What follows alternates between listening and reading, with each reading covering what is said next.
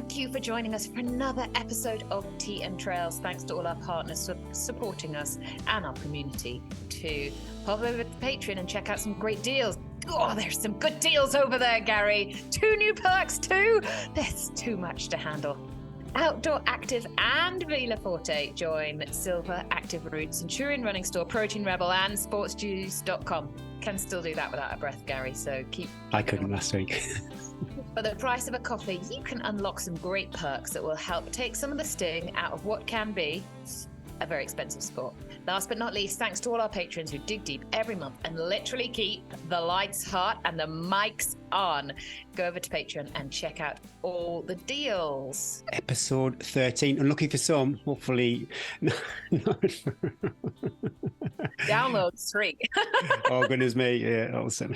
It'll trigger me that. This week we have a lovely chat with Paul Burgum, who will be very familiar to load of our community, actually, at least the North York Moors-based people. Eddie and I have a catch-up. We have our Protein Rebel competition. I'm excited about that. Yeah, so stick around if you want to be with a chance of trying out some collagen or their maple energy gels. Trish and Russell are back too. It was great to catch up with Paul. I reached out for questions from our patrons, and the patrons delivered. But more than anything, people got into us just to say what a great guy Paul is. Yeah, I've known Paul for years, and I can say without hesitation that he is one of the good guys.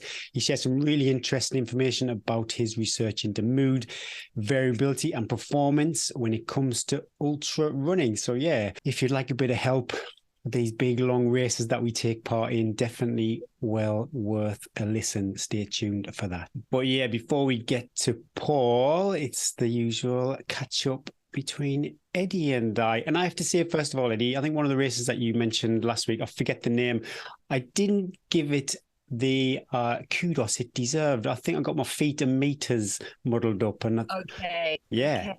Pretty epic, 12,000 meters. I think that one is going to be an adventure race. Yes. Because, but I like it because I'm going to train South Downsway 100. I'm going to do a proper training block. And then for Tot Dret, I'm going to just enjoy the summer climbing up and down all our local hills as much as I can. I'm trying to persuade Bryn to do it with me. So as we all know, when you give your partner a little idea, you sow the seed. He says he's given the podcast up for Lent, and then he got cross with me because he said, we were listening to it in the car. Now the kids think that I've got the hots for the yoga teacher. He's throwing him under a bus. I won't. It's the truth. Anyway, I love it. hopefully it's not listening. But anyway, I'm trying to convince him to do it so we can have an adventure together. It's actually a midweek race, so the kids will be at school. Ooh. I've already organised childcare, and I've sent him the link. I've mentioned it a few times. He hasn't said no. That will be a stretch of the love run, though, won't it? That one. I mean, we normally run for about an hour, and that's probably enough. So we're looking at a little bit more of that. But, when you come back to the bones of a relationship, what we love doing, like we love being in the mountains together, adventures. Yeah, it could be the ultimate test. Could be some great content for the podcast. Eddie looks back. Bryn hasn't even started the 3,000 meter climb, or maybe even the other way around. Eddie throws toys out of pram. Bryn is climbing too fast. Leave her on the ridge. Anyway, When could be our guest that week or interview? Can you imagine? And I'd tell the story, and he'd be like, "Anyway, that's not what happened. This is yeah." So that's my adventure race. That's definitely going to be the end. If I manage to put this all together, it'll have been a big year for the old legs. Talking of the old legs, I managed to hit 80k last week. Yeah, just over 50 miles. About not much climbing, 6,000 feet. Not much. That's not much for around here. It's hard around here when you're running because I've only got one track. So I've not got a big scope, so I'm running around the same track. But I did one session, I think I talked about that on the last podcast, long run to about 2 hours. I'm going to say my mood, I did a lot of skiing too. I did a couple of ski tours, and then I skied a lot, pleasure skiing. But pleasure skiing this season has been quite tricky because, as I said before, the snow is really variable. So it's hard skiing. Yeah. The snow is really hard. You've got to actually ski rather than what I like to do, which is slide. So I did a ton of skiing too. So I felt quite tired. And then I had a look, and it was about 15 hours of training plus without counting the skiing. So, and I skied for probably about 10, 15 hours as well. Still going. So yeah, I'd say I've gone from ruined to now I feel okay. On your Strava, sorry, I noticed your varying activities. You've got so many different types of activities. Well, I have run, strength, and walk. That are my three. Yeah, but you gotta mix it up. You gotta mix it up. I love mixing it up.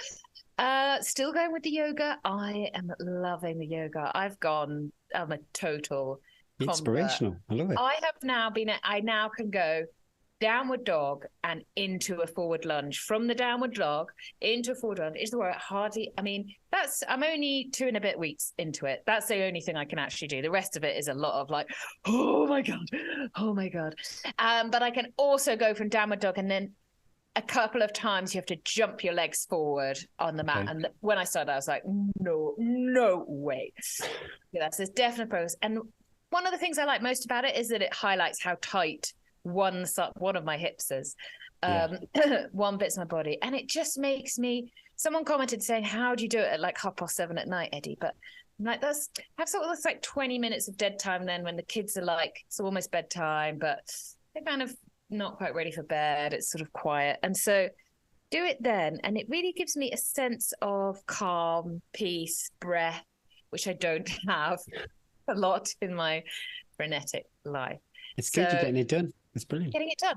I'm going to carry on. I don't know whether I want to do it every day when I've hit my 30 days, because there has been a few days when I've been like, oh, I could do without this. But I never, like a run, you never regret it. I always come off the mat feeling refreshed, not bendy, just a bit. How's the rest of Lent going though? Are you still loopholes? So we went Tango 7-Up. No, nothing. So Bryn and I, where we went for a love ski on Saturday because all the kids were skiing at the same time. Funny ski story, I'll tell you this. So they all had this ski test. They all did the same course. So my littlest is only 7 and my oldest is 12, almost 13. They all skied the same course. It's a bit like a cross country race. Like you put them all over the same course. There's quite a big difference.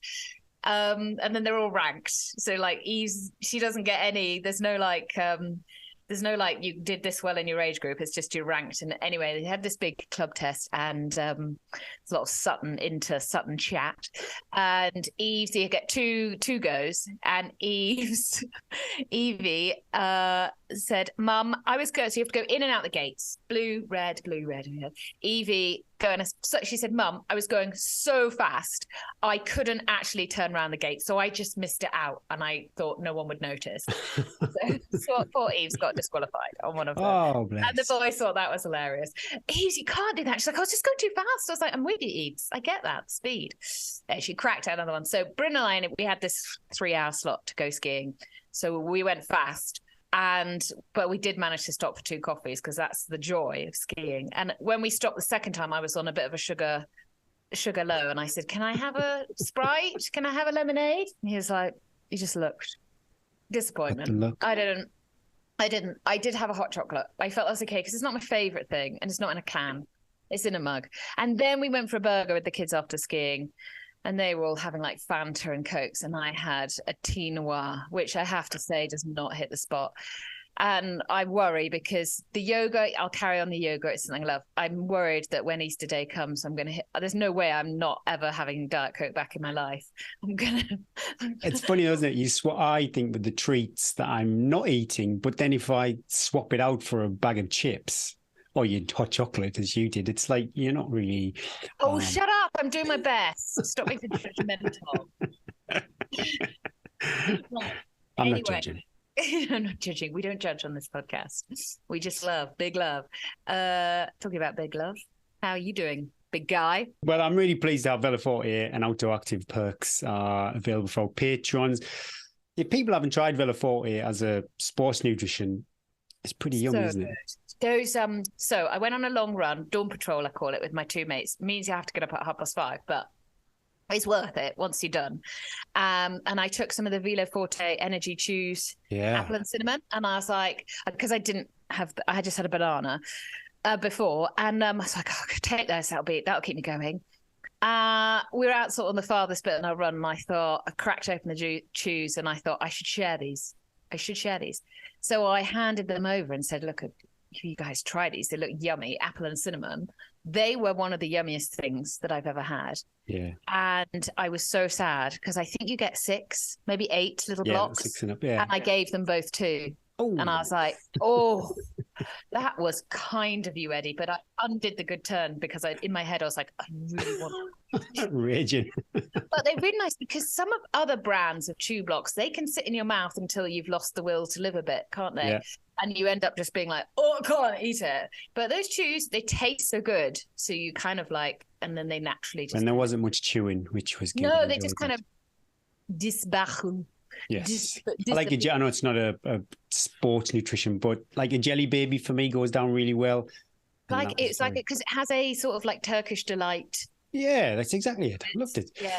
Anyway, sorry. No, that's fine. And another one was Outdoor Active. So I've used Outdoor Active. I'm not too sure if you've logged into it yet, but you download it. It's an app for your phone. I think you can use it online too on a browser.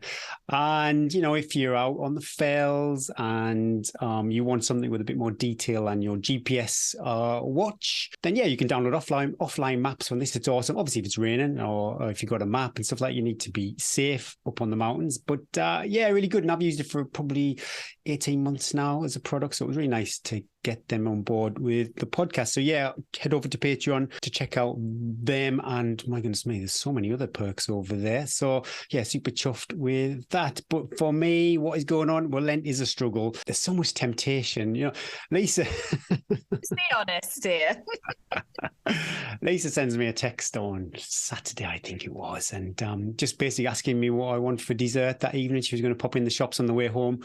And I'm like, you get something for everybody, but I can't have anything. So they all had trifle. Justin gave us all a Kit Kat for our successful cross-country season. So I've got that, but I've not eaten it yet. It's just peanut. I even had peanut M&Ms in my basket and I put them back because I was just that tortured.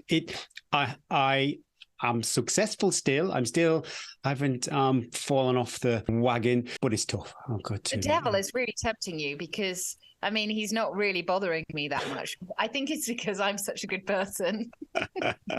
Well, I'm a real sucker for peanut M&Ms, and when they're on special. Well, the fact you even put them in your basket and then put them back again. I even had the minstrels too, but they went back. They all went back, yeah. Oh, these things. Minstrels. Never forget that bag of minstrels. Send me your strength, people. The bag of minstrels in the last 10 miles of the spine.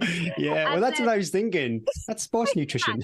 My hand definitely hadn't been washed for about 3 days. And I'd gone in and out these minstrels and the cashew nuts. And then they'd somehow, because Bryn had just chucked everything in a bag to fly us back, they ended up on the kitchen unit. Okay. And then I saw Bryn's mum digging into the cashew nuts. And I was like, oh, I'm not sure. And I was like, oh, I'm not sure I'd eat those. She was like, oh, I don't mind, Eddie. I love it. I was like, okay, well, all sorts of gone in there.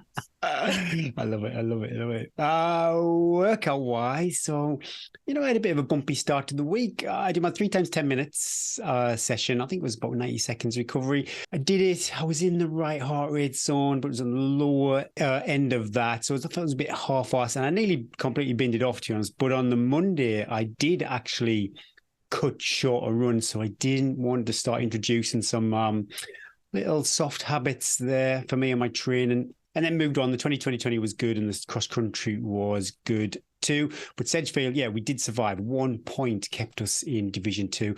And I think now as we're all getting older, there's a little bit of a gap between some of the younger Sedgefield athletes potentially competing as a senior.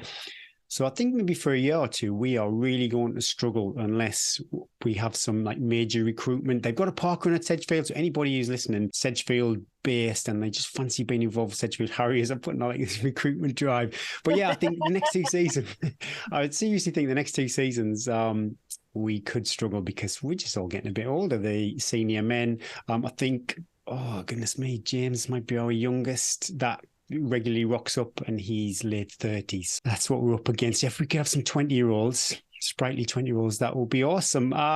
Yes, we raced cross country. This was interesting. So you all get points, and I was kind of blissfully aware of this, but Justin and another guy called David Walker and myself are all pretty close in the points. I was a little bit ahead, so all I had to do was basically keep Justin in my sights. But yeah, he went off so fast. I think he thought, right, I'm going to bury Gary here. But yeah, he went off super fast and I hung on. But, we talked about with, say, Russell and Trish just yesterday, say 10, 15 seconds in cross country, that could be 20 people. It's quite a big crowded field at times. But luckily, yeah, I stayed with him lap 1, lap 2, and the last 3/4 mile of the final lap, I just thought, I've got to make my move here. I can't just sit on his shoulder for all of this race. That's not in the spirit of racing. So yeah, I made a move. And then as soon as you go past anybody who races at any position in the field, once you go past somebody, you're kind of running scared for a bit then.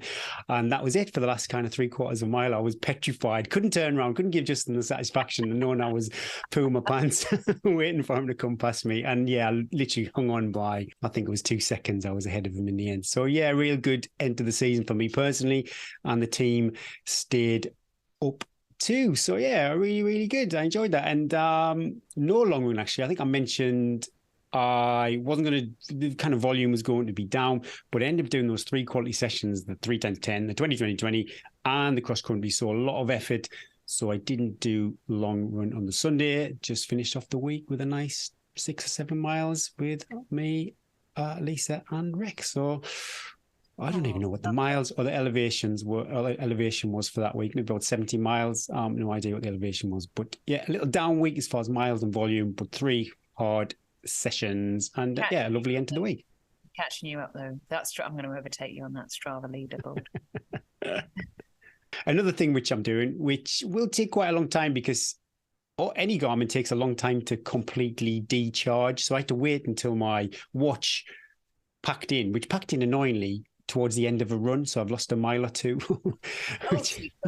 Oh, sweet Jesus. It still annoys me that I've lost half my spine data from that is, there's a lot more. I can't, I'm like, well, there's a good 40 miles unaccounted for there, but yeah, that would beat me up. That would. But yeah, so I decharged my Garmin completely and I've charged it up fully using a regular iPhone plug. And I think it was about 2.5 hours on the iPhone plug from completely dead to 100%. So I'm going to charge it again when my Garmin dies completely with my super duper 30-watt plug and just see what the difference is. Because if you are doing the same multi-day or an event where you might want to spend an hour in a checkpoint and you can charge your devices up, that could be the difference between a full charge and maybe only half a charge. So I'll test that out for you and feedback whenever this. I've ordered a cable. I haven't got the right cable, so I need to. When that turns up, I can do it.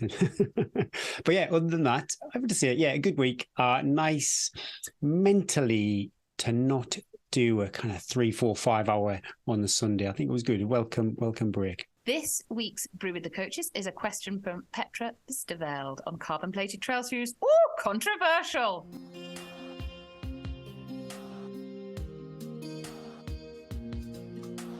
Before we get started with any questions for our coaches, of which there are a plethora, we thought it'd be nice to have a quick catch up to see how they're doing. The real life version, not just the Instagram tops off sweaty treadmill versions. See how they're doing. That's Trish. Russell would never do such a thing. See how they're doing, how the training is going, and all the gossip. Let's start with you, Trish. How are you doing? How has recovery been after the ARC, and how is training going? Yeah, so after the ARC, I had my knees did hold up pretty well actually. They were quite bubble wrappy after, but I think my poles were a massive help in the ARC, and I don't think I'd have been able to have done it as well without the poles for sure, like supporting my knees. Like they're a huge aid. After I came off the ARC, I did have I had quite a busy week, like with family and a couple of like life things, so I wasn't able to get any training in for about a week and a half, which actually, that's just kind of life sometimes, and you have to roll with that. That's just how things are. But actually you can make the most of that time and utilize recovery.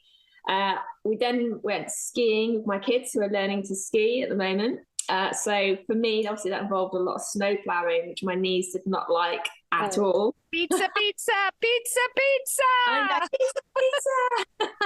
And kids alternate, don't they, between it's like chips or pizza, chips or pizza. So they're either fast as, or they are, or they're like, I'm gonna die. Where were you skiing, Trish? We went to Sierra Nevada in Spain, and I've never skied in Spain before, so it was all right actually. It was fine, but yeah, my knees at the end of that week were very, very angry. So I've pretty much been doing rehab and recovery since then, like low mileage. This weekend I've just done quite a big fast pack weekend with Robin, who spanked everyone apart from Emma Stewart on the Arc. So did you. Double spankers. Yeah.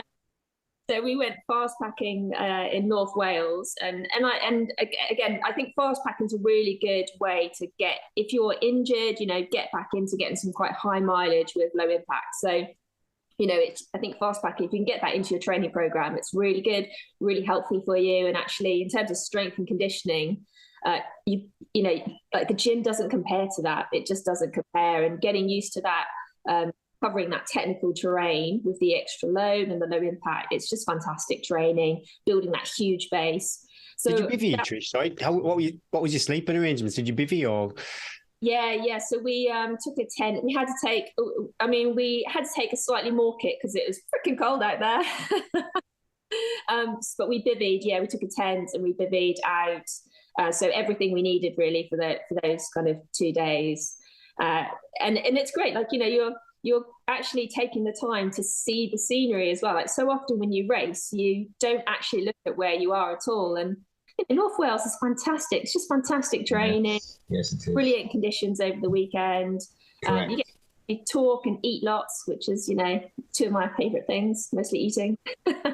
But so I've just been kind of getting back up to a reasonable base level. And I think leading up to UTS 100 in May, I'll just be starting to increase a bit more technical stuff going forward, and some more speed work to try and build up, to try and give Robin a run for her money. Turn right, Robin. Yeah.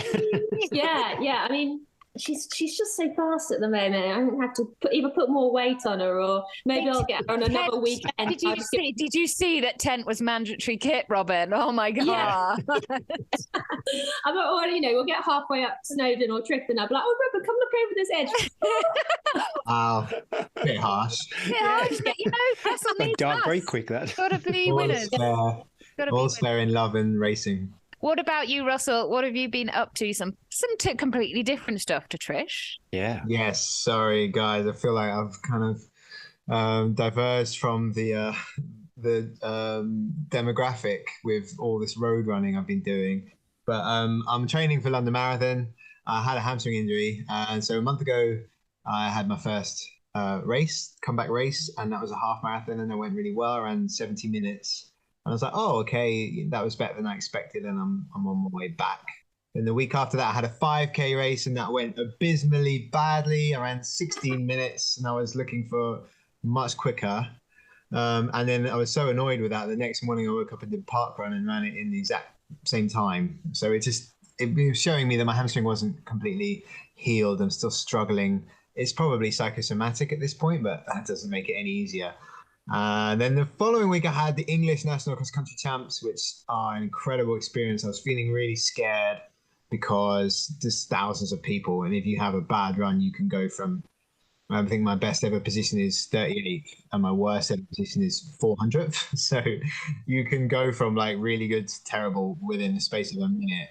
But I executed really well, and I'm a bit older than my teammates now, and I used my experience to come through in the second lap. I went from 200th into 160th, so I was really happy. Brilliant, yeah. But then really, I made lots of mistakes, but I raced again yesterday in Trafford 10K, which is a super quick 10K race. And if you think that when I ran in the Wrexham half, I went through 10K in 32 minutes. And yesterday I ran a 10K on its own in 34 minutes. So it's an experience. And I'm just going to put that down to lesson learned there, that I can't just keep pulling it out of the bag. There is such a thing as adrenal fatigue. There was a lot of driving involved, lots of reasons, but I don't need to make excuses. I'm looking forward to a month of good hard training and doing all the bread and butter stuff, chop wood, carry water, and I'll get back on it.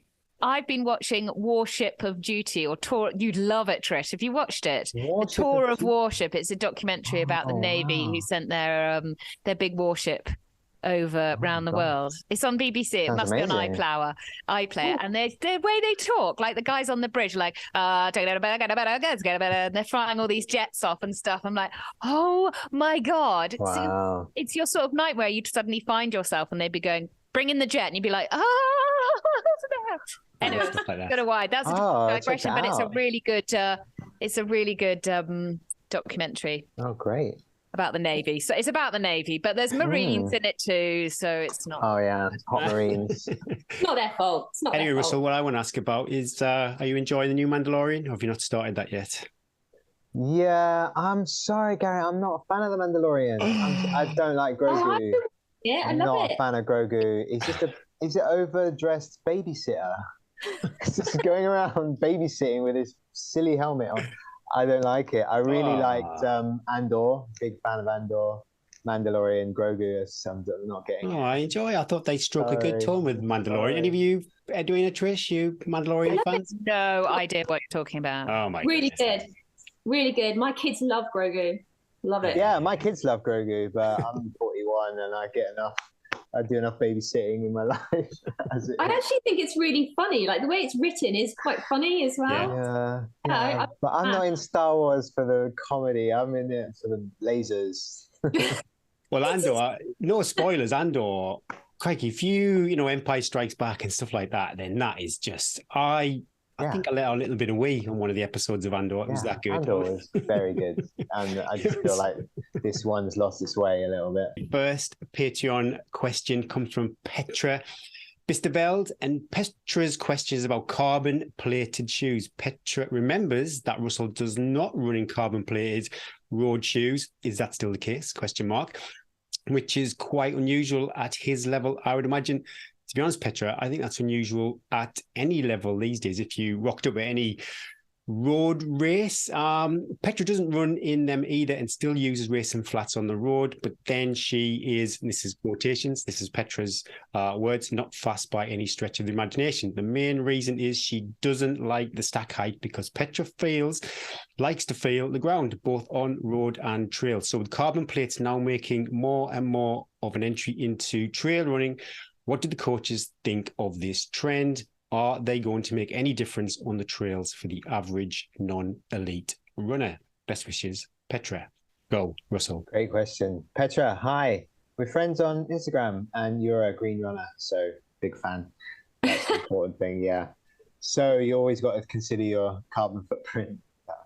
That's terrible. Anyway, yes. So I don't run in carbon footwear. The main reason is a personal reason. I just love comparing me to me.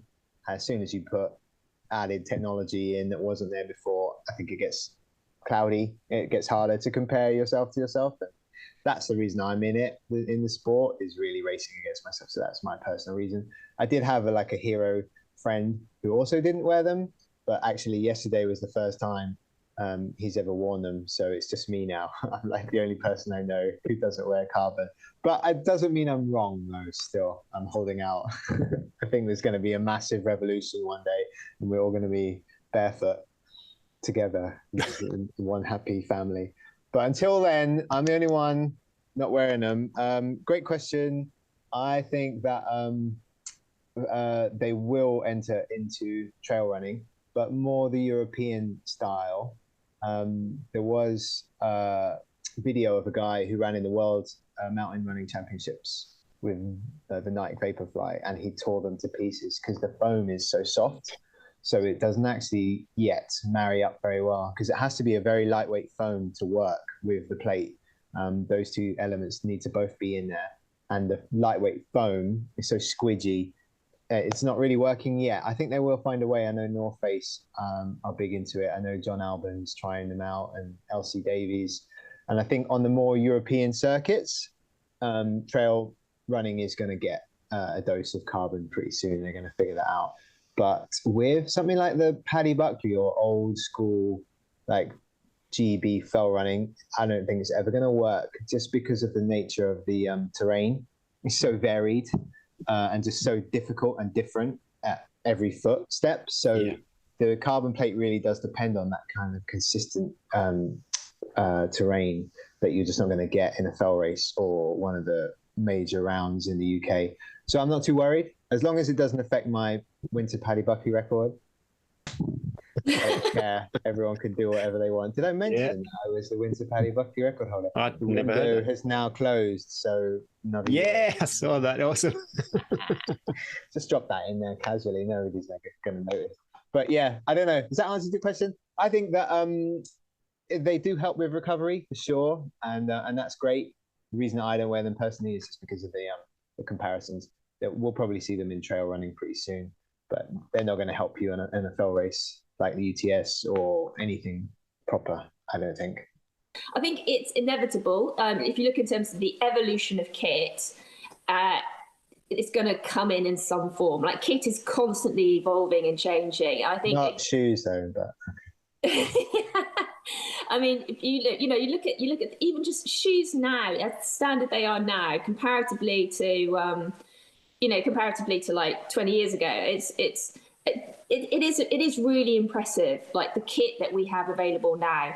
Do they make are carbon shoes going to make a big difference? I think in terms of trail for the average non-elite runner, I don't think so. I think you're better off concentrating on a pair of shoes that work for you in terms of, blisters, comfortable, that sort of thing. And, at the end of the day, that type of terrain, you're just, as I said, you're not getting the return on that. So I would concentrate on getting trail shoes that work for you in terms of keeping your feet in good working order and spending time on technical trails. Like, that's the reality. You're going to make any small amount of time you could potentially make up in using maybe a carbon plate. The reality is, if you spend the time on the trails and the training, you'll eat up that time.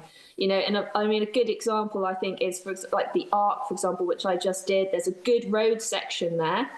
And the reality is, the top runners there didn't change their shoes and still smashed it. So, but then again, there are other people who had I heard one guy who had like eight pairs of shoes, available.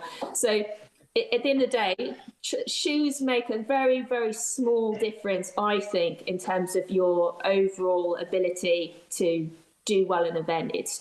Fundamentally it's training. So I wouldn't be worried about carbon plates. I'd be worried about getting a shoe that fits me, feels comfortable, and is going to go the distance in terms of robustness. I wonder on the course, I wonder if it's the nature of the course. Say, Lake 100, I've never done the Arc, so I can't really speak for that, but there's quite a lot of runnable stuff in the 100, while, fell race, I just couldn't see any place for that whatsoever. Even if you look at the evolution of fell shoes from Walsh to something like a Mudclaw, there's probably more high-tech material, but fundamentally there's not much going on apart from lots of grip. But something for like the Lake 100. But then it's metrics. I don't know how you'd ever really do a proper test, like a marathon, a road 10K. It's very easy to replicate and simulate that scenario. But on a year-by-year Lake 100, for example, the weather dictates what's going on underfoot quite a lot. So it's super tricky. But I love it. If there was some fundamental evidence that it worked, they'd be straight on my face.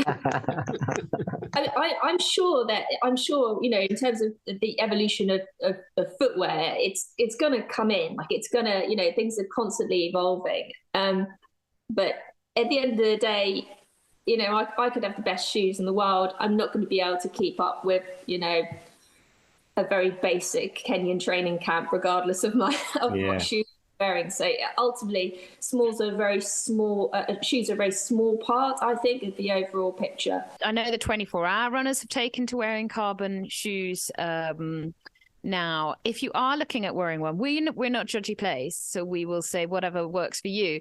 You need to make sure you train with them because they change your biomechanics, and so there's lots of different ones. So it's very tricky because you need to find one that works for you, and you can't. Well, I certainly can't. I'm sort of majority of our listeners can't then go, well, I'm going to buy 10 different pairs and try on. Yeah. So it's a little bit of a risky business to find one that works for you. You then need to practice running in them because they will make you run a little bit differently. You also need to, and I think this is where trail running, the carbon plate, its efficiency is kind of like, for what it's worth, you actually need to be applying quite a lot of force through the shoe in order to get, non-scientific term, the bounce back that you are looking for. So unless you're running fast enough, they're really just a really expensive, nice cushion that you have to just be careful running round corners. And so you have to weigh up kind of the pros and cons about, am I actually running fast enough to make this shoe earn its keep, basically? And if you are, fantastic. But just make sure that you find one because they can be a little bit narrower as well because they basically strip out everything of the shoe, don't they? So you are just running on this cushion foam. So make sure that you practice running in them because, yeah, they work especially your lower limbs a little bit differently to normally how you do. But if you're looking at running a fast marathon, a fast half marathon, you're looking at being competitive, then there's, I would say, if you, sadly in the world that we live in, you will find yourself on one of probably the only person on the start line like Russell without some sort of carbon. Is there any evidence? Do you know Eddie or anybody? I don't want to say people who are slow, but is there any evidence the slower you are, the less you're going to get from that shoe? I think in terms of road, they're proving the opposite. The faster you are, the less benefits you get. Oh, okay. There's a study that's just come out recently actually on that because you already have a lot of the biomechanical gains. It's hard to improve on, and there's a massive disparity with responders and non-responders. But with the up to a 4-hour marathon runner they tested, and they could find big gains in some, and not so big in others. But you could find bigger gains, like up to 6%, whereas in the elite level, you're looking at nearer to 2. Yeah, I think they've done some studies showing that if you're a 4-hour marathon runner, it can be up to like almost 12% gains. Woof. Whereas if you're a 2-hour, it can be like 2%. But Gary's loving it. Well, I've got to. So they've done trials on people running at 12 kilometers an hour, basically showing that there is quite a big percentage difference as well. So. I'll happily test them out if anybody wants to send some. Well, recently in regards to ultra and carbon, that actually it could be to detriment in terms of more prone to injury if you are wearing carbon for long distances. So I've got the Golden Gate Keemers, and they've got a carbon plate. I mean, that's not the key reason I bought them. I bought them because of the grip in the shoe. But I wouldn't wear those for an ultra. I'd probably wear those for a full one. I think the max I could probably get out of those might be like UTS 100. But because it is a different. The shoe is a different shape.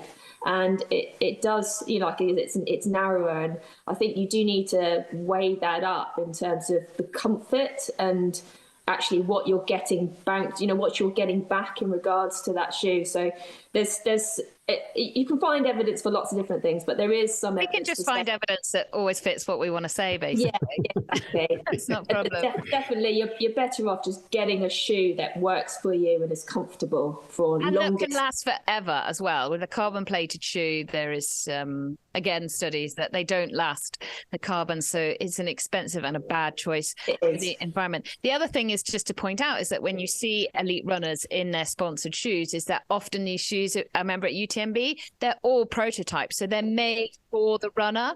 And so often then when you buy the shoe, you're like, this is so narrow, but so-and-so wears it, so it must be all right. But nearly always they're made to fit the runner's foot and not the other way around as well. So it's not always good to zoom in on that Instagram photo to see what shoe they're wearing and then go, I'm going to get that too, because it's not always a happy ending.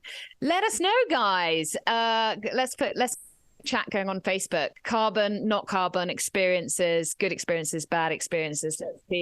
Let's see what's at with the carbon community, and then let's zoom in at UTS 100 and see what shoe all those fast females are wearing.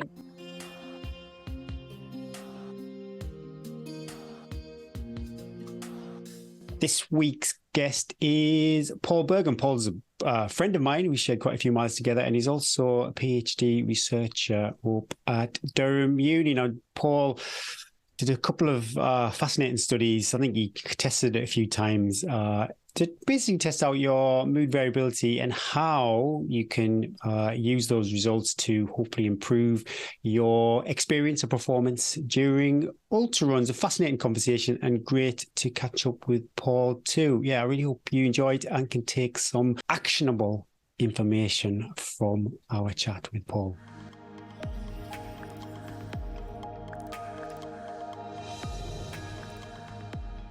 We've all been there, head in our hands in a checkpoint, lost the will to live, the will to move has gone.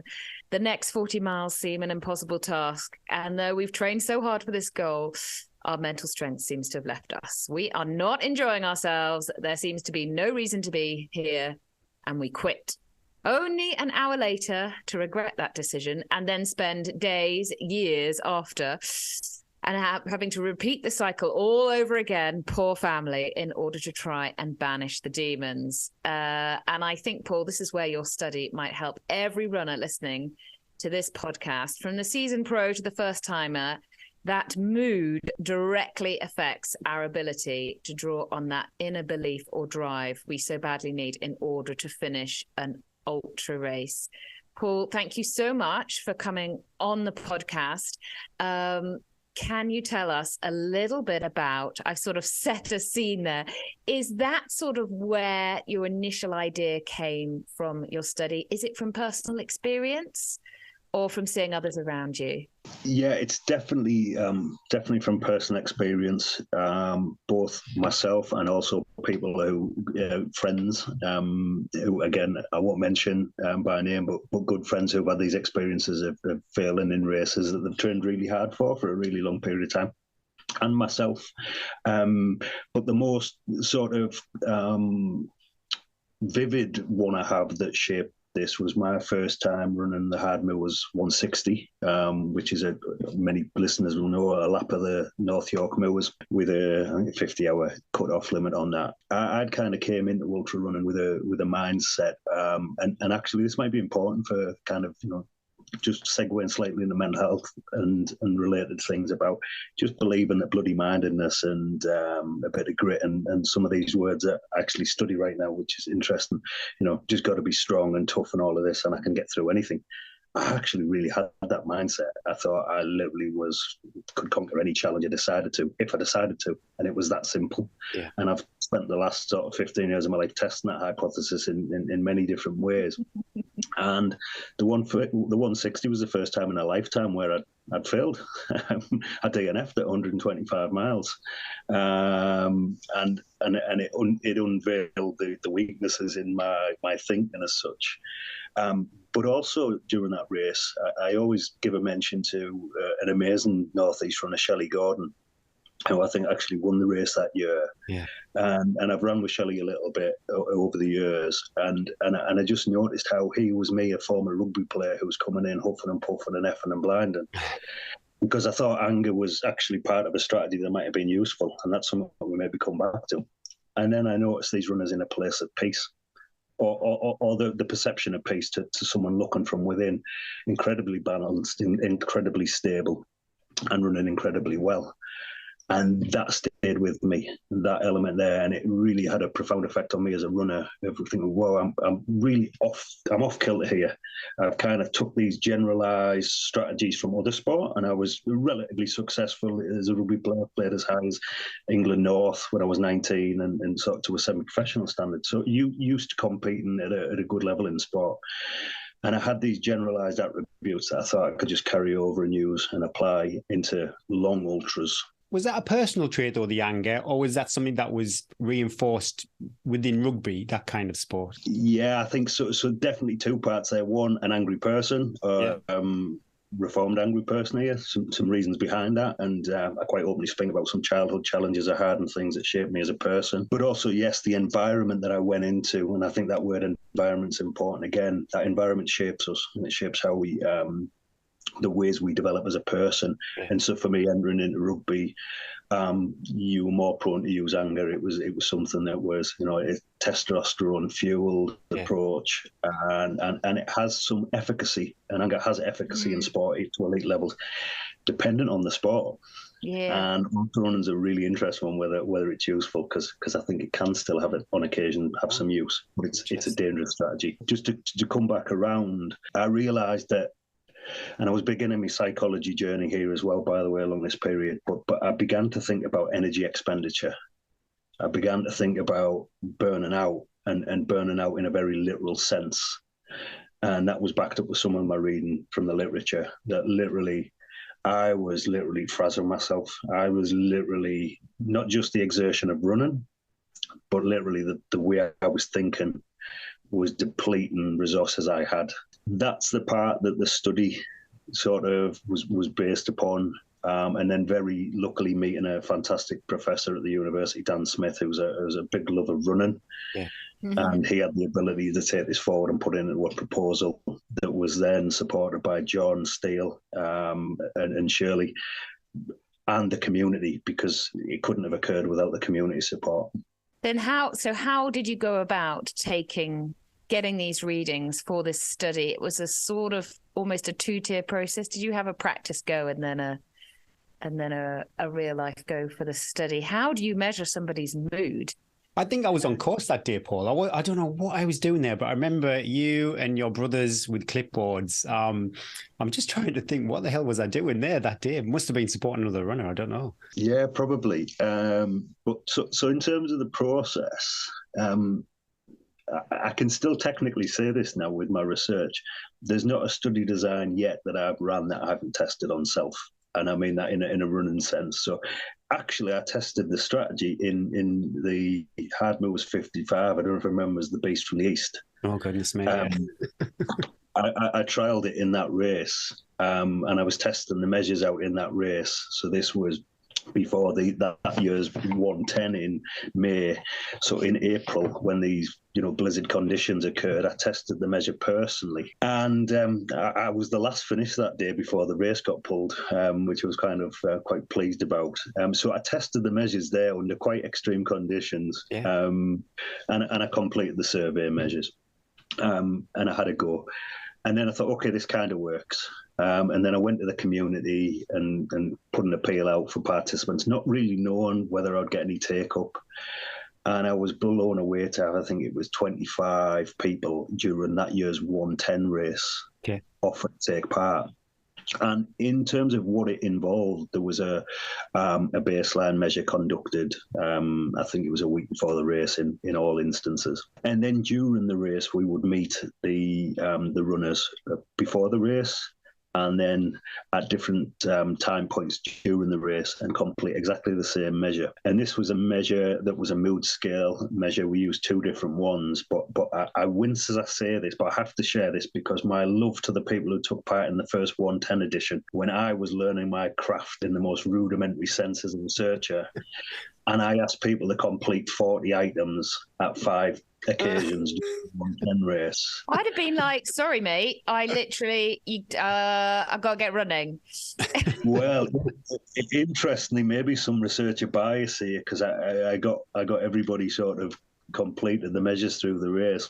but sadly the attrition rate that year was massively high, and we had 5 finishers out of the 25. And how long would that 40 questions take? About 5 minutes or so, in reality. I mean, because what they are, by the way, is single words. Okay. So it's I was interested in that. What you were pulling out of people. Yeah. So it might be angry, frustrated, and then it was a sort of 1 to 5 scale, and people would say 4, and I would note them down. So did you give them the choice of word, and then they put it on a scale? Or did you ask them, like, how are you feeling, and then they put the word? Yeah, so we would have the stem, which would say, can you tell us your thoughts right now against these words you gave? And so we started with a 40 item in the 110 the first year. We realised straight away that wasn't the best, and we got it down to a 20 item in the following 3 races that we conducted the study on, which worked really well. As I say, everybody, I think we had one sort of scatty response, and I know the person well, and I know why, and it wasn't to me, it was to another member of my team, by the way. I'm not sure I'd have got the same response from him. He's a lovely person. But so that was the process that took part. The way it was designed was with an understanding of the race dynamics. So it wasn't just as a researcher coming in from the middle of nowhere saying, so the checkpoints were either fixed indoor checkpoints where people are likely to be stopping for longer, or they were drop bag checkpoints where, again, people were stopping and literally would complete the measure as they were looking for their drop bag, maybe, or one of our team would even go and source their drop bag, which again could be a little bit of bias introduced, but they wouldn't lose time in that way, so we'd be quite efficient in that sense, support the runners. And finally, it's worth adding, I had a real conflict as an individual, because I've volunteered in the races, I've been a support runner, I've completed it, and it's all about the people. And so then one of the things was, as soon as the survey is done, we defaulted to supporting the individual as a runner best we could. And again, that could create some bias in results, but it was the right thing to do on a personal level there, that, we'd get the cup of tea, or, if they had some questions to ask, I'd converse with them. And so it was a really, I've completed the race a couple of times, the 160, the longer version, and I've run it 5 times in total. And I was taken back about how done in I was from doing the research, never mind running, because of investing in all of these runners. When I run, I wouldn't say I'm zen, but there's not much going on. But for someone maybe coming from an anger point of view, what is... No, and this is fascinating itself, Gary, because I know you, the runner, and I know you're a bloody good runner as well, and you're a very level person. So kind of you to say, that's flattering me. Well, I am, but also it makes some sense as well in terms of, I would kind of predict you're fairly stable. More so than some might be in terms of that and the fluctuations, and you maybe don't have those big changes in moods, and there's very strong, high arousal sensations, anger or depressive bouts coming on often, where some people might, and there will be a lot clearer signal. The moods or the emotions they experience will be quite strong. Now that's going to vary a lot between individuals. That's not the same for everybody. Not everybody is getting these really strong sensations. If that makes sense. Is that what sort of motivated you to start this research? Was it from sort of your personal? I know you talked about Shelley a minute ago and seeing her zen running. Were you thinking, I want to be more like that, or were you thinking, which way is? Did you sort of have the answer before you did the research and you needed to sort of prove it? Or was it something that you weren't sure before you started what the right sort of mood flow was? Hopefully Dan, my supervisor, can support this statement, but I'm certain I made that statement of what I thought prior to the study being conducted. Okay, and that was based on experience. Because, of course, in the literature, there was no literature to refer to what's going on in races at this point. All we had was pre and post tests within most ultras that had been measured. So we didn't know what the profile looked like. But for me, there was very much. I'd also, by the way, not to sound like I'm bragging, but before doing this, I'd walked across the span of Europe alone, unsupported. I'd done endurance activities, had an understanding, and I'm quite. I like to self-evaluate things. I like to think through things a lot and what they might mean. So I'd gone through this process kind of analytically after the 160, which is something again might be useful to come back to with runners and how we evaluate our races post-race. But I'd looked at the strategies the strategy I'd applied had worked up to a 100-mile race. It worked, it got me through, and I thought it was okay. And it almost was like a tipping point. When you got into these really long ultras, it just didn't work in the same way. And that, to me, makes intuitive sense in terms of the level of energy expenditure and also the stress response that we're putting our body through, and for how long that is, that slightly different things are occurring, so slightly different tools are required. And that's I've got a study that hasn't been published yet that compared strategies of different runners, 450 runners from 5-10K runners up to ultra runners completing plus 110 miles. And in that study, you basically see that there's some changes in the strategies where people were using more, and the long distance runners, a lot more ability to distract themselves for long periods of time and zone out and so on and so forth, versus the shorter distances where, there was a lot more going on.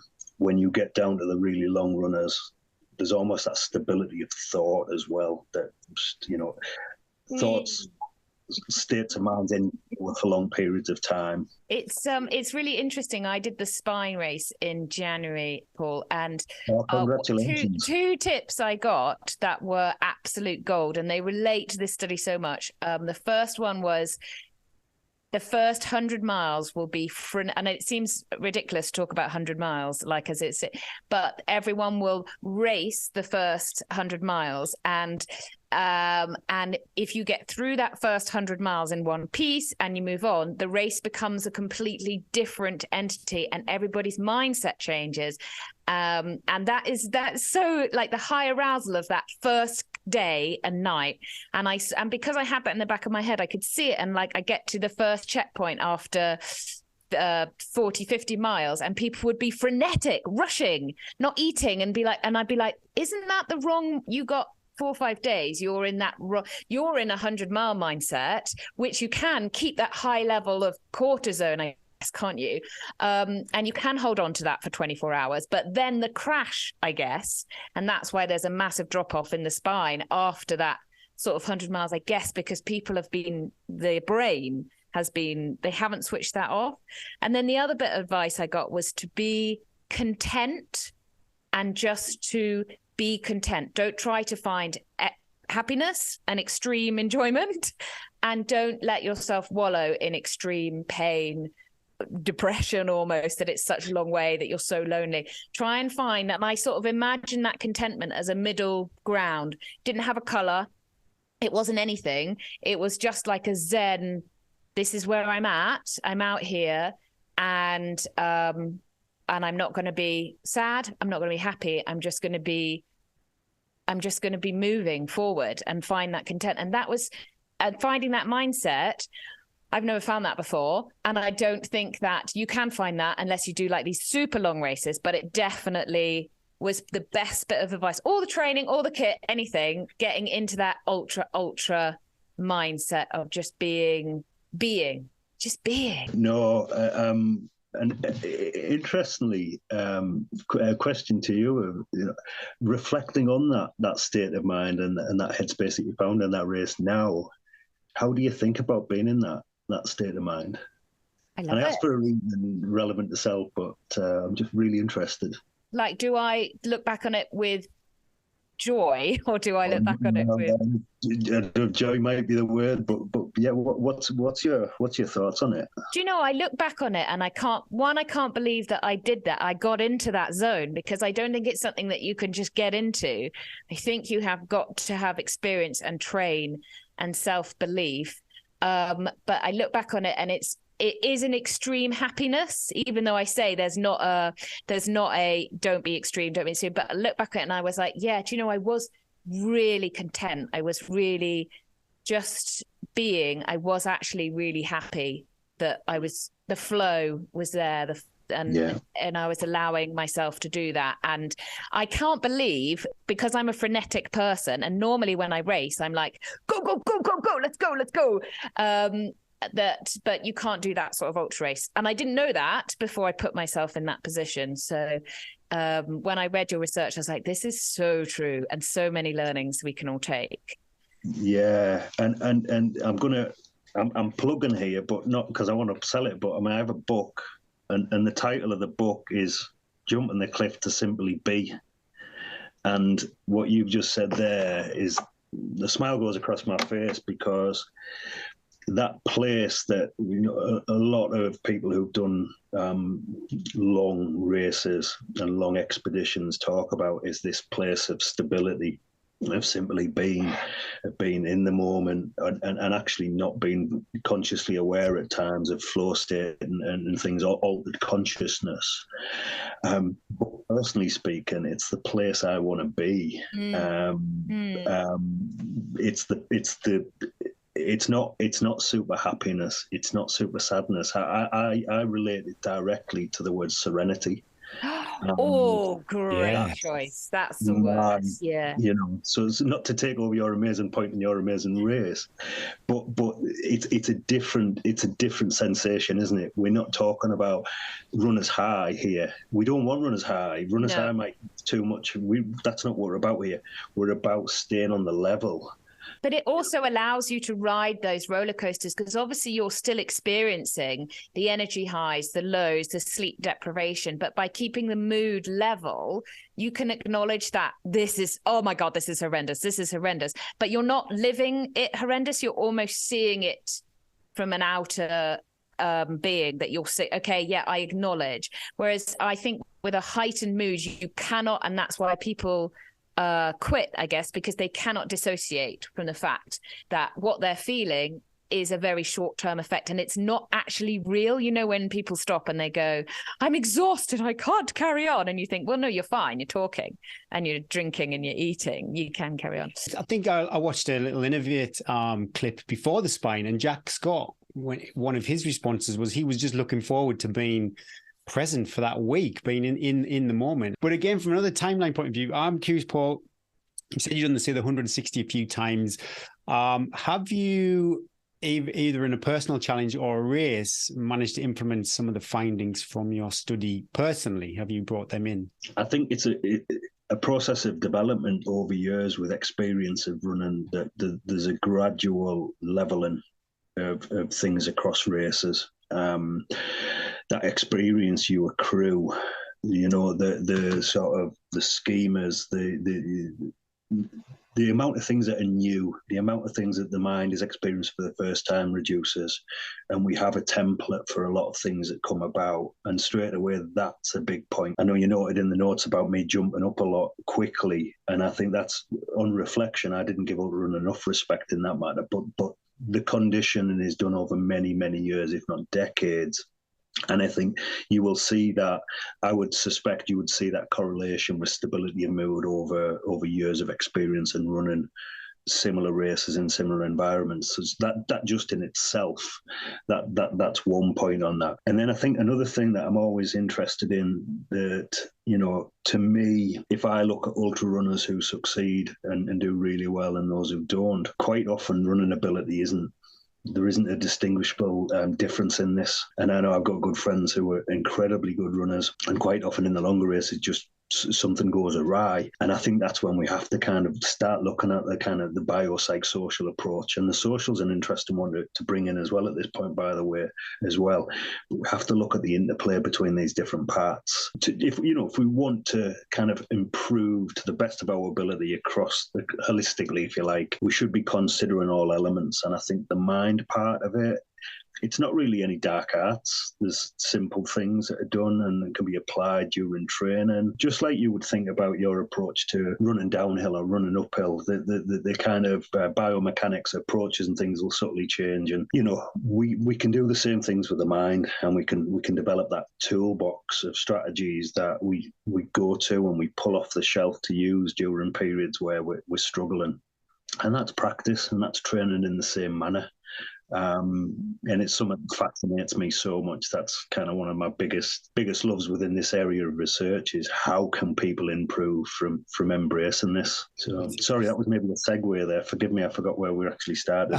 It's fine. I always I don't actively do any kind of mental practices, but if I'm ever struggling with training or maybe a motivation, I do draw on elements or moments in time when I feel like I had a success and I think, well, Gary, yes, you can do this. You can, you've done it before. I always try and make it a bit easier for myself. We talk about the most recent study. I know you mentioned it was 25 athletes in one of the studies you did. How many, what was the kind of nuts and bolts of the most recent study? Yeah, sorry, we didn't go back to that one. Off the top of my head, I think it was 32 in that race. And that was the Hardmoor was 60. It takes place between Gisborne and Filey. A lovely day out on the seaside. Demanding race, obviously, with the summer temperatures on the north coast. Sunny days when that race took place, and we measured in that race. We had a we had a baseline measure we took a week before the race. We tested prior to the race starting, and then we measured 2 within race points and post-race immediately after the race was completed. And as I also said, that was using a shorter version, Brunel mood scale, which was only 20 items to the runners and took a few minutes at each occasion to complete. Did you take into account something I thought when I was reading how you conducted the study, that people might lie because you had someone with a clipboard and I would feel, I don't know if I would feel, if I was feeling really, really bad, but I wasn't sure if I would want to share how bad I was feeling or whatever. Did you take that into consideration when you were measuring it and how you were going to measure it?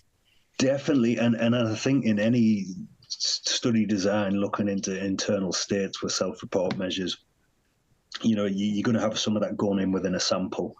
And of course, I think then the sample size is important for kind of negating that.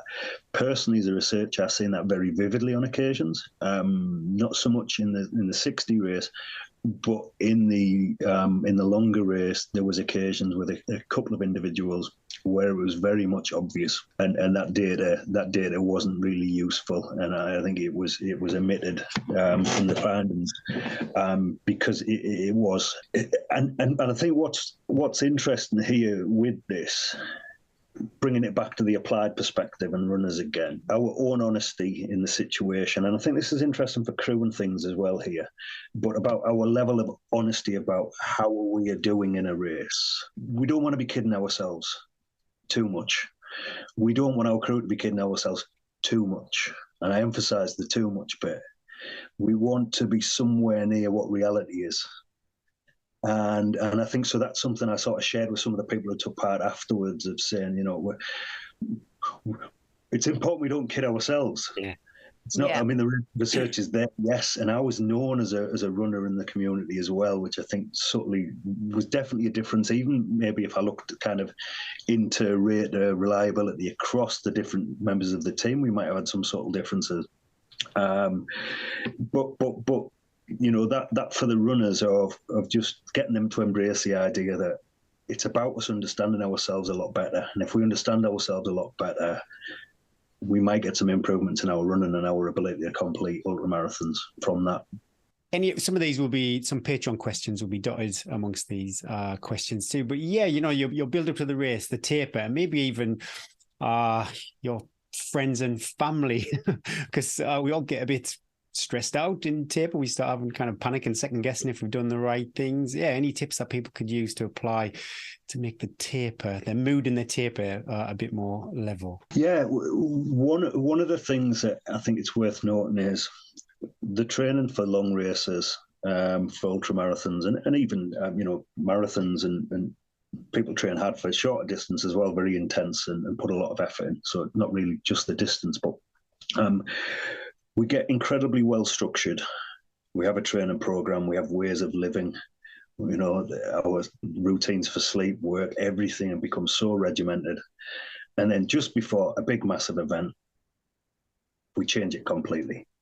In many cases, and the body maybe unsurprisingly goes, what's going on? Because we've just changed our norm at the last minute. And so the first thing to acknowledge is, I think, is, as the study find and maybe reports what's known anecdotally, is that people do get the EBGBs during this period of tapering in the lead up to a big race, and that we would you maybe say is normal response.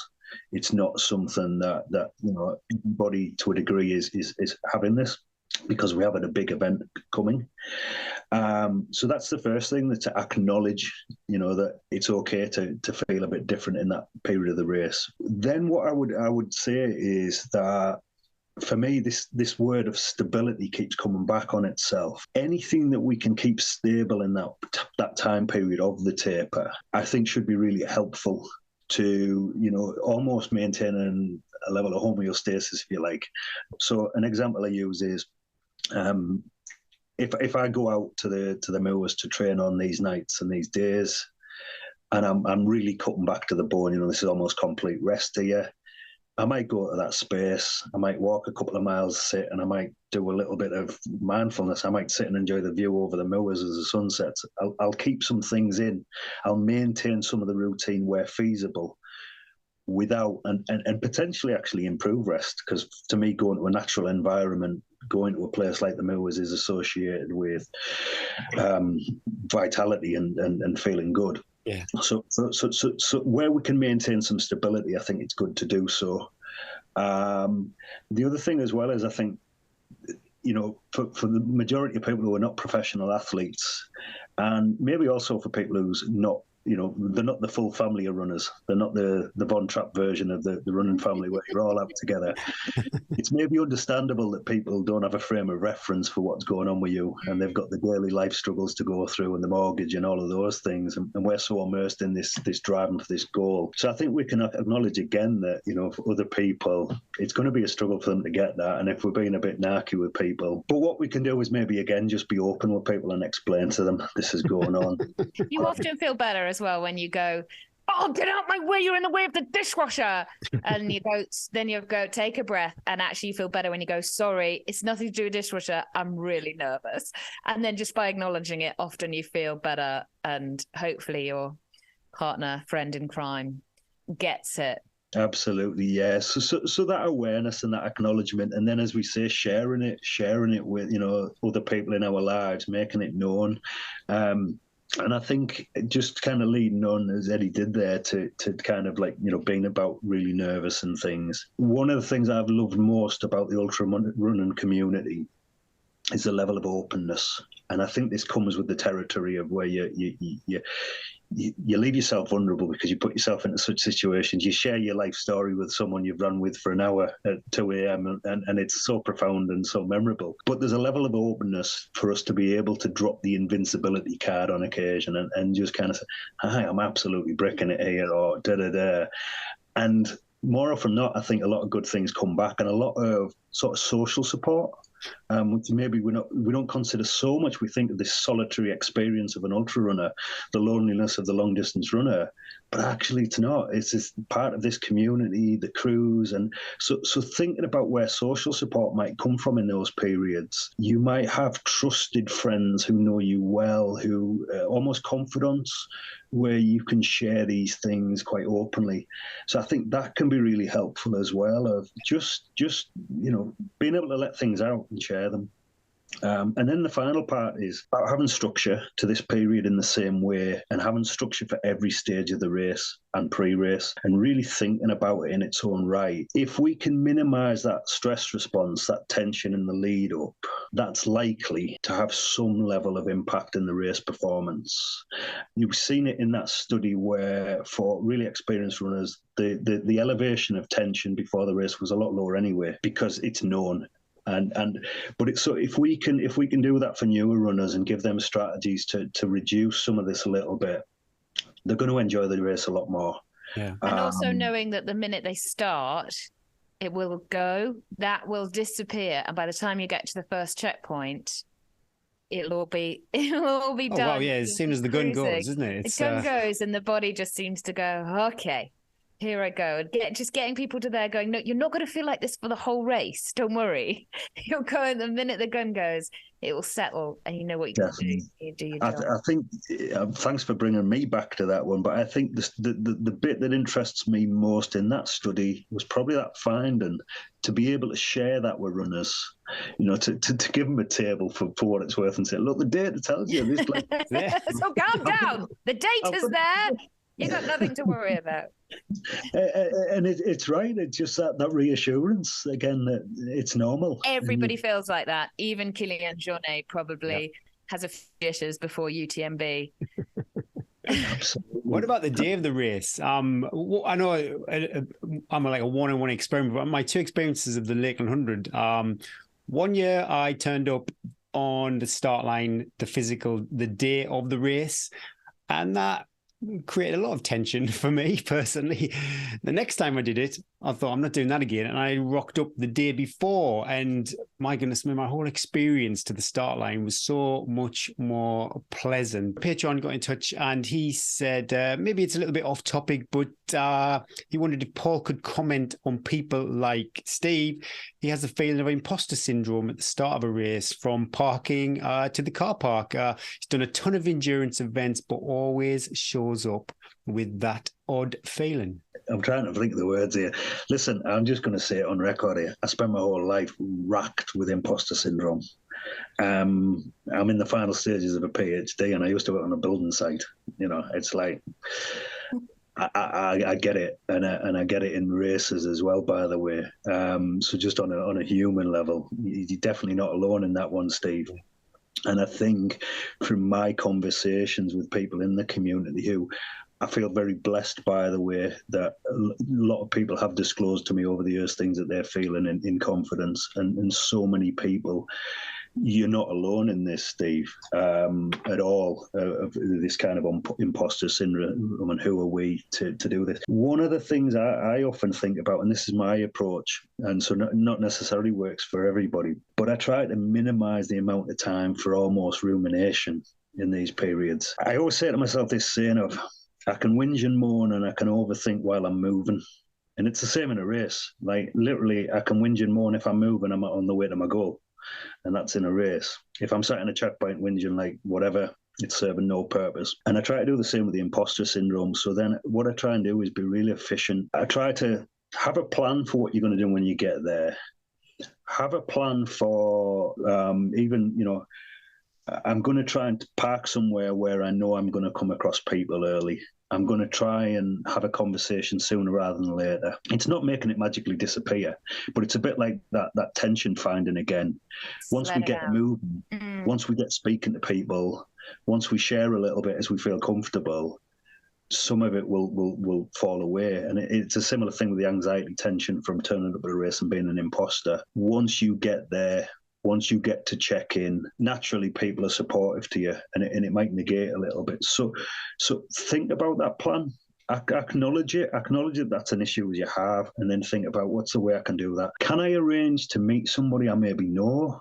Is there somebody where and say, I'm going to meet you at the car park, you know, or can we travel up together, or can we, you know, think about something that might help you there, whether that's another individual again. Sorry, I hope this, I kind of sprawling here trying to. That's amazing. I'm going to start bothering people as soon as I park up for the next race now. I love that. I think it's fantastic. I find the chat really helps. Disassociating from myself and talking to other people really helps. Chit chat. get yourself sorted so you're not stressed, and then just chat, take yourself out of the, you're going to spend enough time internally talking to yourself, aren't you? So I'm always like, let it chat, enjoy being around people, because soon it's going to be you and absolutely. thoughts. And just to follow on from Gary's point with the Lakeland, and that's a really good example of sort of develop and learning as we go, so from one year to the next, and refining the strategy usage and sort of self-evaluating how things have worked. And it's the same here for that imposter syndrome of, you're working out. What I don't really want is any, I want to negate as many pressure points, any pinch points that I see and can forecast.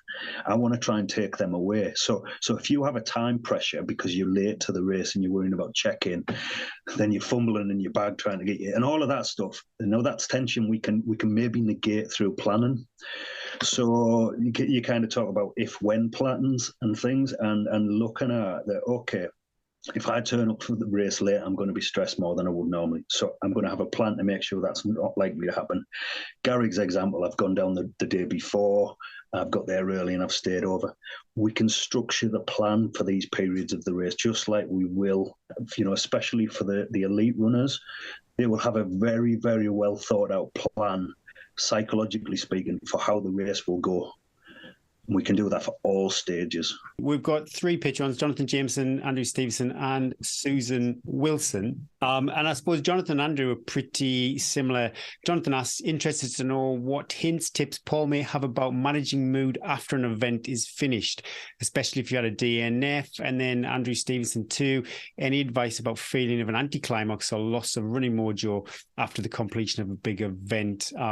7 years for Andy. And I suppose Susan is, again, on the similar vein, how after a DNF, Lakeland 100, for example, timed out 95 miles, do you get your head in the place to start again and finish this? Yeah, Susan and Jonathan's, especially with the DNF, are very similar questions. The post-race come down seems to be the popular thread, doesn't it? Yeah.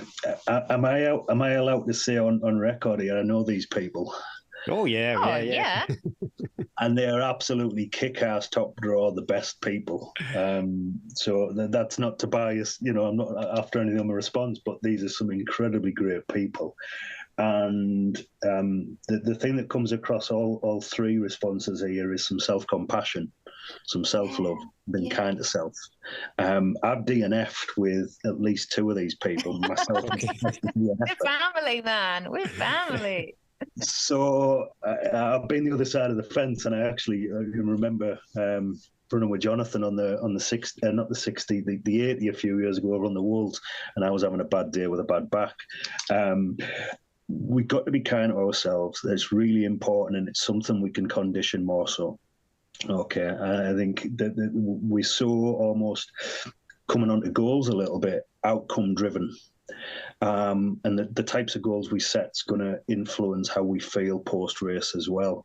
Mm-hmm. And so one of the things I noted down was about looking to reframe or reevaluate the goals that we had for that race and what we can draw from it. Because in all cases, is the only result that's meaningful the medal and the T-shirt? I'm not sure.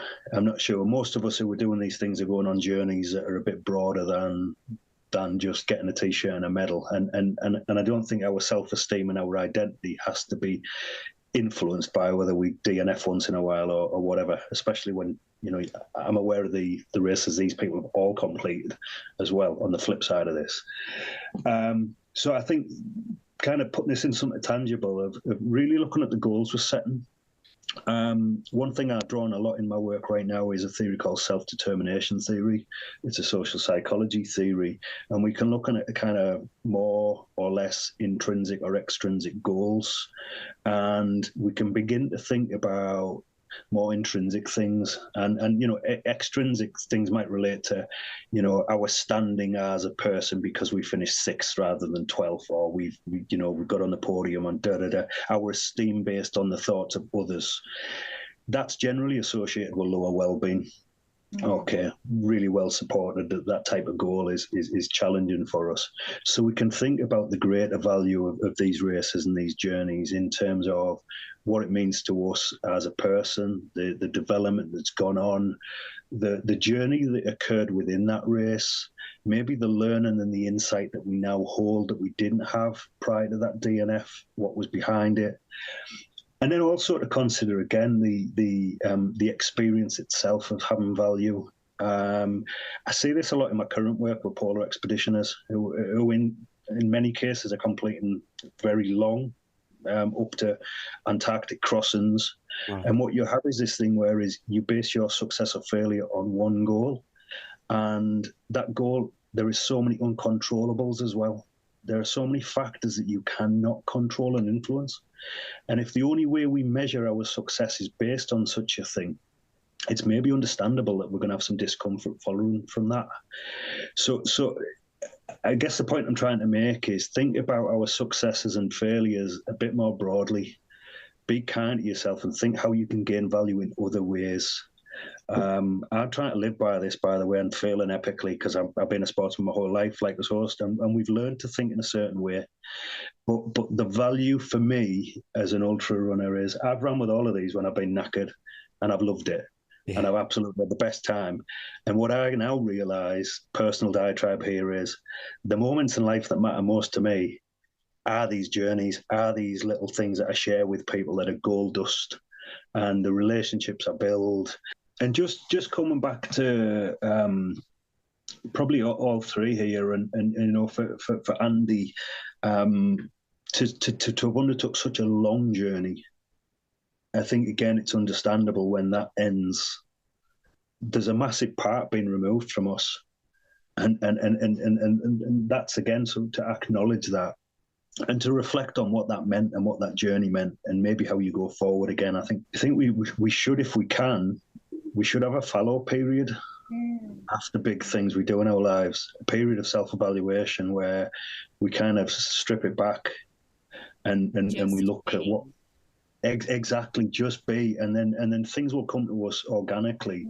And that led me into Susan and going back to the Lakeland 100, which I know for a fact she can smash, you know, like that's the given straight away. But the point is, understand the why. Why does it matter to you that if you do or you don't? Does it matter? Does it matter that much? Try and connect with, coming back to this concept of intrinsic motivation, and we talk about in self-determination theory having basic psychological needs, for a sense of autonomy as one, a sense of relatedness to other people as another one, and a level of competency. We want to know we can do well in things we do.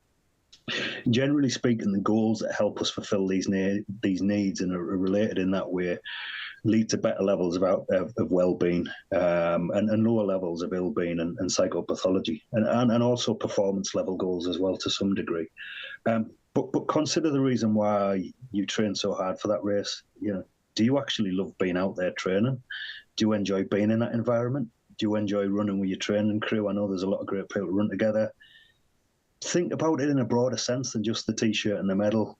Is the joy for the process, or is there just joy for the outcome? Because the outcome's the bit that I think is going to give you the least time and time again. Yeah. And while I'm on this, I must just say, I'm coming to the end of a 7-year journey to complete the PhD.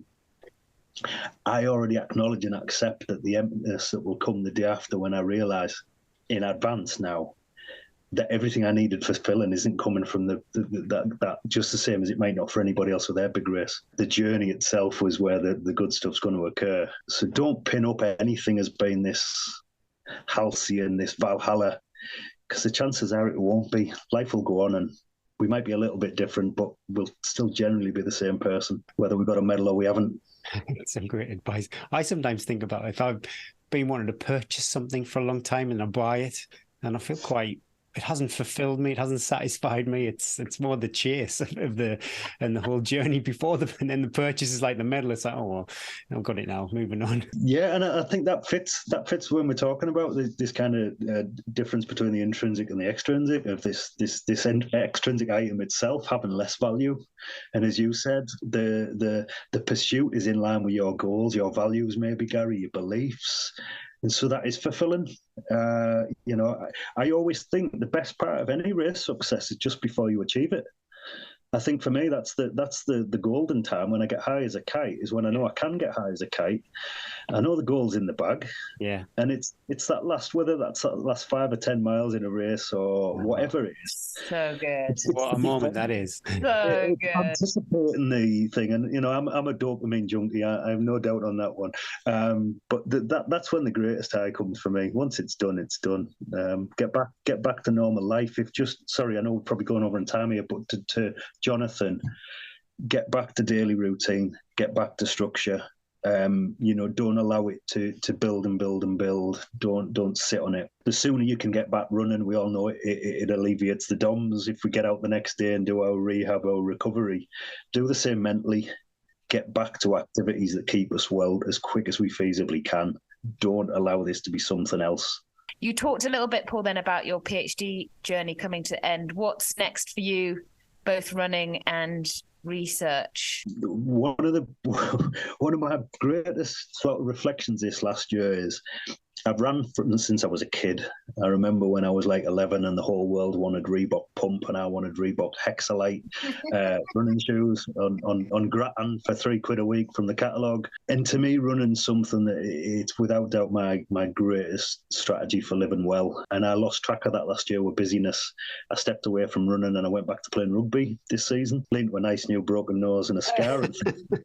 But I've realised the importance of running as something that's just integral to my life for being well. So I might catch Gary on Kathleen Walkway some point in the future. Running for the act of running itself to me is incredibly valuable. Being in nature, being with my little Patterdale Terrier Molly, that's my Saturday afternoon, and I've realised just how special it is to me. And that's not contingent on racing ever again. That's just it's something that I have a deep love for. In terms of the work, I hope to get the PhD done. I absolutely adore studying what I do and looking at how people can keep going longer and further. I'm quite lucky to have my kit bag packed over there for going to Svalbard in 5 weeks' time for an expedition. Wow, super exciting. So I'm quite lucky in that respect. And then what I would love to do is do what I've said to people. I want to take a period for reflection this next year. I have a young son who I adore more than life itself. I want to be fallow. I want to reflect on what those things are that mean most to me before I go forward again. And I want to live my life with a sense of purpose. And in some small way, add some value to those around me. And people matter. People matter more than things, more than results, goals and things. It's incredibly important. However, totally contradicting all of that, I'm a lifelong competitor and sportsman. And I can't deny my only race goal I have pinned up is completing either one of the Yukon or the Iditarod trail races in Alaska or similar places. Cold weather, I'd like to do a couple of things in that way, but partly because I just have an absolute love for being in those environments. It's where I feel that sense of serenity and peace most. Sorry, yeah, that's me. I'm a simple, scruffy person who I'm quite happy with that. I realise I've chased for a lifetime a lot of things that are never gonna give me what I thought they might, and we are who we are. Oh, you're one of the good guys, Paul. Honestly, when people reached out when we connected with our community for you coming on as a guest, and it was apparent very quick. You've touched a lot of people over the years, and a lot of love came in for you. Really lovely to hear. And I think it's a privilege. We shared quite a few miles over the years. I count you as a friend. And I did, goodness me, was it Hampsley Marathon, I think? We first probably crossed paths. Yeah. It was when you were race director. That was the first time we met. And then we shared a half. It was still my highest ever race finish, by the way, when I ran with you. Hard Moors, Saltburn, and I think we finished 6th and 7th. Not that I've got it written on my wall, because I don't normally finish that high. So yeah, tremendous, mate. Always a pleasure. And sorry, I won't start again, but the person element is just so important. And I've just if I finish a point on my work now, which is on this concept of resilience. And one of the things I do want to do in a research setting after this is chuck out this bullshit westernized idea that we're invincible. It's all within the person. It's not. Resilience is formed by what we have within, what's around us. And that's both in terms of the environment itself, but also the people in that environment. And for us to do really well, we look at all three. So I really want us to get rid of this people feeling crap like they just have to tough it out, or business consultants selling resilience training when actually there's fundamental flaws in the organization. It's not how it's going to work. We've got to look after people, and that's kind of a two-way street. It's an interaction. Nurture. It's good place to end it. Before we do, Paul, all of our guests, we've got 6 questions. How have I managed that? We do a quick 5 at the end. You get away from this frippery chat. Let's go deep. Yeah. All right. So quick 5 questions. Eddie and I are going to come off the Cleveland Way and make our way to Stockton. The dream. What are you going to cook us as your signature dish, Paul? Could be vegetarian or meat. Oh, and meat, sorry. Eddie's a veggie. Basically, the only day I ever cook, but quite religiously, is Sunday lunch. You got me. I am turning off that Cleveland Way now. It's a bit of a standing joke, the fact that the faff I make about the one meal a week I cook versus the other 6 that Jodie cooks. But yeah, the Sunday lunch. Or Sunday roast. What's your roast of choice? Is it chicken, beef? I would probably say lamb, but cost of living crisis. I'm not a vegetarian, by the way, but I'm inclined. I'm embracing it a lot more. But I love the accompaniments with a roast dinner. So maybe I'm not. If you're cooking, I'll just have I'm happy with just the accompaniments. But maybe you could rustle me up a little nut roast or something then. I will definitely. My mum is vegetarian, by the way, so we always have we had some. I'm saying this sounds terrible. Some kind of tart last Sunday. She came around. Classic.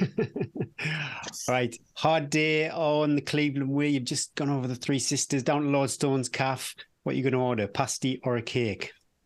Oh, pasty, savoury, every day of the week. I'd have been disappointed in you if you'd said cake then. I'm not too sure if you do watch much TV, but yeah, if you're going to sit down at night, watch a bit of Netflix, what's your guilty TV pleasure? Oh, this is dead easy because you're right. I rarely watch telly apart from Friday and Saturday night maybe, and I always watch BBC 4. And I just love my music. So it's the music documentaries and Top of the Pops from yesteryears on. Yeah, you mentioned that earlier. So it's the only time I set. And another one on BBC 4, which is random because I have a massive love of Italy, is Inspector Montalbano that sometimes played on there, which is a Sicilian cop drama. I was expecting Love Island, Paul. I wasn't expecting this. I will embrace it if other people are watching things in the house and be polite about other choices on the telly. But yeah, I'm a wholehearted radio fan. That's my greatest thing. If I have a chance myself, I'll have the radio on. What would you do if you won £1 million? Oh, I've sort of thought this one so much it would kill me. It'd be no good. I'd have to get rid of a whole host of it. Look after the family. Probably get the mortgage paid. Get some money in the bank for the boy. But I guess I live for a sense of purpose in life, and the idea of having my purpose took away a little bit by getting a load of money could be quite dangerous and challenging. So I don't want to win the lottery. Yeah, it wouldn't be good. It would be nice, though, to, like you alluded to, that maybe set a different path for future generations. I think that would be quite nice if I could do that. I think it would be good. Interesting. You've maybe struck on, I know this is quick fire. You might guess it's not quick with me. But one thing I reflect on, when I had my breakdown in 2009, you haven't really spoke about, but I was quite successful. It came on the back of the financial crash. I had multiple properties, doing quite well in construction, and everything fell out. And after that, I realised, God Almighty, I'm chasing this dream that it's not bringing me any joy. I then invested everything I had in building a youth work charity in Stockton, and it was like my pursuit and my focus. And now I come to this point of really thinking about how much money do we need for my son's well-being. or how much will he learn from me is about the way I live my life and about the things that I hold dear and the values and things. And it's not either or, it's both. And so this is probably a really cool question for me of like, how much money do I need to maximize his chances in life, to having a good life? Do I have to take the corporate dollar a little bit and get some cash, or can I keep being this carefree hobo type character who gets by month to month? It is a balance. I think it is a balance. Yeah. I always puzzle, you know, I'm not anti-wealth, but I do scratch my head sometimes when people are flying off into space or buying or kind of stressing about which super yachts they should buy. It's a bit of a puzzle, but hey, that's another podcast. Groundhog Day, Hardmore's 55 or Hardmore's 60? Which would you do for the rest of your life? That's an easy one for me. It's the 55. I absolutely love the coast, but the inner side of that moor is my playground and has been for about a dozen years at least. So it's a place of affinity and joy, generally speaking. Okay, every week we share the show on Instagram, Facebook, Twitter, maybe a few other places too, and we'll put some music to our Instagram story. The choice is yours, Paul. What would be your band song? Whatever you want, it's up to you. One song? Yeah. Okay, so I've just got to quickly say my favourite people in the world are, my favourite bands are Dodgy from the 90s, Ocean Colour Scene, and also Iron Maiden on the flip side. Yes. I run most Iron Maiden in ultras, by the way, because if you haven't listened to Iron Maiden's rhythm section and you want to gallop and beat, there's your beat all day long. Exactly. The one I'm going to go for is my absolutely go-to guy when I want to uplift positive mood, and I'm going to go with Jimmy Cliff. Who is my absolute go-to guy when the dark clouds are so circling. He's my fella. And which song am I gonna pick? I'm gonna probably go with Many Rivers to Cross. Okay. And it just takes me to a really cool place. That's a good song. I got it wrong. I said Dodgy. Yeah, well, you said I know everything. I know everything about Paul. We don't need to ask him that. Because you asked me a single song. Yeah. But let me quickly just share one anecdote really quickly. On the Hardmore's 160 a few years ago, I was running and I was fundraising for charity. And I am a super fan of Dodgy.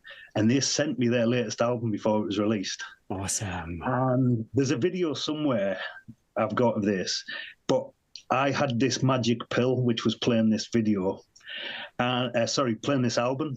And I did it just after Highcliffe Nab, which is about 120 odd miles into the 160. Oh, yeah.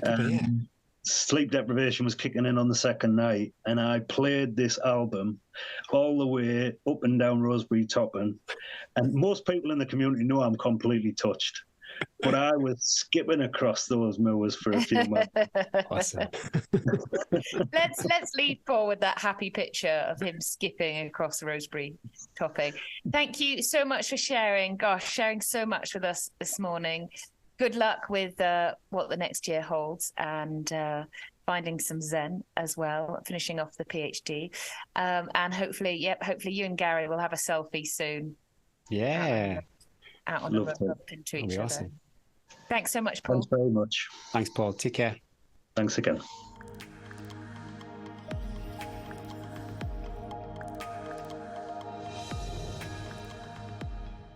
Thank you so much, Paul, for coming on the show. We all learned something. And it was really great just to discuss all our different experiences, but also very similar as well. And I bet lots of people were listening to that, nodding their head, having felt the same as well. So thank you so much, Paul, for coming on the show. Good luck with finishing your PhD and then a nice quiet year.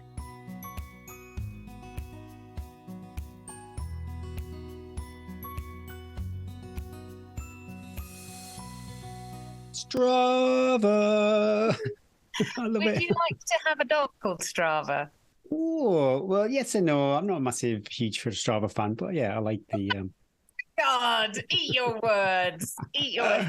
I have a client who has got a Vizsla called Hoka, and it always makes me laugh because in his plan he goes, "Run with Hoka." I love it. I love it. Well, thanks to everybody over on Strava. I love my little weekly little check-in with the Strava leaderboard, and Una Miles is back on it again.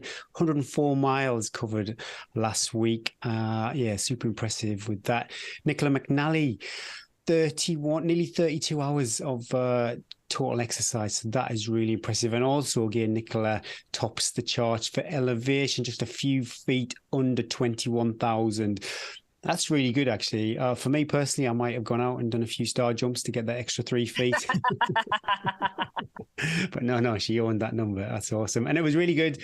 Noticed James Noble on I think he was third for this week's mileage. So that's some big miles ahead of the Silver Lake Northern Traverse. And I'm just curious on the timeline, that maybe could be potentially his last big week, early April, maybe another week. No, I reckon, yeah, another couple of weeks. But yeah, that's really impressive to see that. And also going back to last week with Angela Green's story about her trip to Bow Fell, I think it might be good. I didn't commit to say, yes, I will be that guide.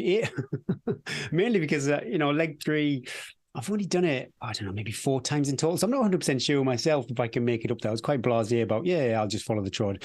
That's fine.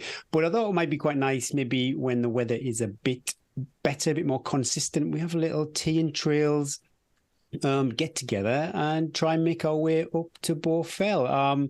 If people are interested in that, reach out and we'll try and get a date sorted out to get as many people as possible together. It's not an organised run, this is not like, I'm not a run leader or a coach or anything like that. So, you're all responsible for yourself, but I just thought it'd be quite nice to... I'll leave you, I'll drop you in the first 200 meters, but meet me in the car park and bring peanut M&Ms and then I'll see you back. Yeah. I just thought it'd be awesome. We've I'm quite fortunate being UK based that we could have these little get-togethers from time to time. So this might be a good excuse to get a few people together and have a lovely day out on the trails. Maybe use your app, your mapping app, for just checking. Perfect. See what you did there. Over on Facebook, we've got Tea and Trails from Kirsty Ashton. We, Zoe Greenfield, Debs, no publicity, Alan, and I made it around the 30K at the Stenning Stinger. I bet loads of people are listening to this who did the Stenning Stinger Marathon. There's the half marathon, and now they've added the 30K as well. Conditions were kind to us, which meant whilst we know we are not as fit as the vintage race of 2016, brackets, female race winner, and our coach at the time, Eddie Sutton, who flicked her heels and twirled her ponytail at the house that year. I didn't do that exactly. I may have just run past them and splattered some mud at them and told them to hurry up.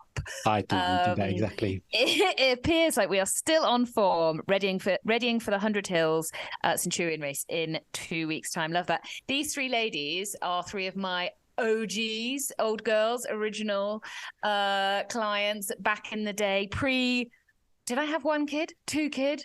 And we have kept in touch, and I love still following their running journey. And I love that they were some of my inspiration. They had 3 kids. Their kids are now like at uni. This is how long this has been going. But they were little when I started working for them, and now they're still running, still challenging themselves. Legends in their own lifetime. We had a lovely catch-up chat this week, non-podcastable, non-recordable, but just a nice catch-up with Green Runners, David Starley, who is one of the founding members of Green Runners, about how our podcast can work with and help support the Green Runners. And they are doing a very exciting new huge relay across the UK from Ben Nevis to Big Ben, called Ben to Ben. I love it. Along the way, it visits some of the best long distance trails. And this is where he thinks some of our listeners might be able to come in. If you're up for the challenge, they're looking for local ultra runners to take on some of these stages. There will be a support crew who can help with things like nutrition, looking after you, maybe a little bit of route help as well. Routes include West Highland Way, Trans-Pennine Trail, crossing the Peak District, Wye Valley, and the Canal and Thames Path from Bristol to Oxford, Reading and London. More details on the routes and dates can be found in the show notes. And if you're interested, you can get in touch with David at davidstiley@thegreenrunners.com or on Instagram @thegreenrunners. And he's listed out, gosh, he's a good sort. This David, he's listed out the various ultra sections and links to the routes, how far they are. Do is I'm going to put that all over on Facebook if it's something that you might like to get involved in, little or large. Sounds really, gosh, it's amazing. All sorts of things. Also, they'll be popping in at the Centurion Wendover Woods weekend, which is the 7th of July. They're doing like a running festival. There's a few esteemed guest speakers will be there. I wonder who that might be.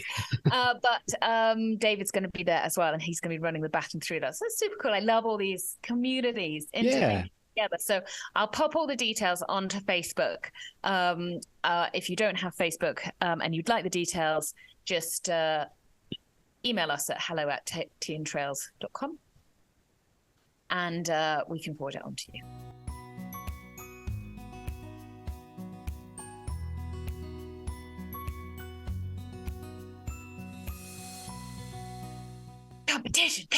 Competition. My kids used to watch something called, what was it? It was this Australian, hot potatoes. Oh, it was an Australian group and they sang Wiggles? Wiggle! I think that's what our jingles are sounding more and more like. And they are really freaky, strange I used to men. love the Wiggles. I wonder, because they weren't old, but they weren't young. I wonder if they've been replaced by younger models, the Wiggles. Or they've had their eyes done and they just look a bit freaky now. I love that you got the Wiggles from me just singing hot potatoes. Well, I've watched many an hour of the Wiggles. Because it just reminds me of having newborns and many children and trying to juggle everything. Oh, let's move on to happier times. Well, yeah, we've got a competition with one of our Patreon partners, Protein Rebel. So yeah, thanks Protein Rebel for supplying this week's prizes. Now 2 up for grabs: 25 Maple Ignite energy gels and 4 tins of their marine collagen. So yeah, maple gels, energy gels, they're so good. They're just literally 2 ingredients, maple syrup and salt. And they are, like I said before, they are so yummy. And the 4 tins of collagen, this is quite important actually, that should be enough for you to give it a good test, see if it works for you. So if you'd like to be in for a chance for winning one of those prizes, all you need to do is 1, be a member of the Tea and Trails Facebook group. 2, this is a bit technical, so I need to create a poll. 2 is take part in the poll and basically say which one you would like to be in with the chance of winning. And 3, share the competition with your friends. So I have to make the post obviously public. You don't have to tag anybody in. We all know that's like mega annoying when your mates tag you in. But if you do know somebody... Weight loss powder, Eddie, let's tag it in. But if you genuinely do know someone who might be interested in giving these products a go, or they already use these products and they think, well, they might want 4 free tins of collagen, tag them in. We will pick winners at random on the 14th of March. Completely transparent. We are trying to grow our community, and that is why we'd like you to give this competition a share. So yeah, the more shares, the better. Thanks very much. Talking about sharing, should we share some love? Be it the spirit of March, spring, lambs, daffodils. Kids keep asking, is it Easter? Is it Easter yet? Goodness me, not long, is it? Oh, till Easter Bunny comes hopping around the corner. Let's have a couple of reviews. I'm going to read 176 Shieldy. Love it. Straight to the point. Really insightful podcast, giving warts and all overviews of races and some great tips and advice for a novice ultra runner. Love it. Oh my gosh, he's loved it twice. We love it that you love it. Thank you. Double love. Joby G. Okay, love having them with me on my runs. Perfect long run listening. That is if my non-running partner hadn't declared that I have to wait and listen with her. I love it. That is awesome that we actually reach people who don't run. That's really good to hear. It's engaging and interesting enough that it is a must for runners, but also thoroughly enjoyable for non-runners, which is quite a feat. My partner is far less interested in me blathering on about running Subscribe. You won't regret it. Here. Thanks for that, Joby. Us blathering on, and then she has to listen to Joby G blathering on about running too. Is it slightly more interesting to hear somebody else talk about their running than yourself? I just zone in on podcasts. And it's just like I think people have said about us, it's like an old friend, just catching up with an old friend. Investment into people that 2 times of the weekend I had people I didn't know come up to me. What's coming up this week?